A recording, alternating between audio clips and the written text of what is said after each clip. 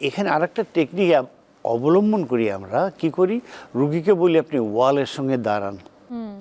অনেক সময় আমি এখানে চাপ দিয়ে ধরে একদম স্ক্যাপুলাটাকে ওয়ালের সঙ্গে লাগায় রাখি, যেন স্ক্যাপুলাতে মুভমেন্ট করে সে উপরের দিকে না নিতে পারে। ট্রুলি মুভমেন্ট হতে হবে গ্লিনো হিউমারাল জয়েন্টে। তো গ্লিনো হিউমারাল জয়েন্টে যখন আমরা একজ্যাক্ট মুভমেন্টটা করি, এবং এই একজ্যাক্ট মুভমেন্ট যখন আমরা করি তখন স্ক্যাপুলা ফিক্স করে রেখে আস্তে আস্তে আমরা যখন উঠাই তখন প্রপার একজ্যাক্ট মুভমেন্ট গ্লিনো হিউমারাল জয়েন্টে হয় এবং দেখা যায় রোগী গ্র্যাজুয়ালি উঠায় ফেলছে। এবং এর সাথে সাথে আমরা যে শুধু মোবিলিটি বাড়াই তা নয়, মোবিলিটি বাড়ানোর সঙ্গে সঙ্গে এটাকে আমরা স্ট্রেংথেন করি, অর্থাৎ মাসেলগুলোকে শক্তিশালী করি অ্যান্ড জয়েন্টকে স্ট্যাবল করি।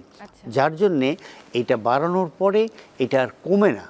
অনেক সময় হতে পারে রেঞ্জ বাড়ায় দিলাম একটু পরে কমে যাবে, নাও, কারণ আমরা রেঞ্জ বাড়ানোর সাথে সাথে মোশন যখন হচ্ছে, মুভমেন্ট হচ্ছে, তার সাথে স্ট্রেংথেনিং হচ্ছে সারাউন্ডিং স্ট্রাকচার, তার সঙ্গে আমরা এটাকে স্ট্যাবল করি। এখন সারাউন্ডিং স্ট্রাকচারের মধ্যে আমরা সবসময় ভাবি রোটেটার কাপের কথা।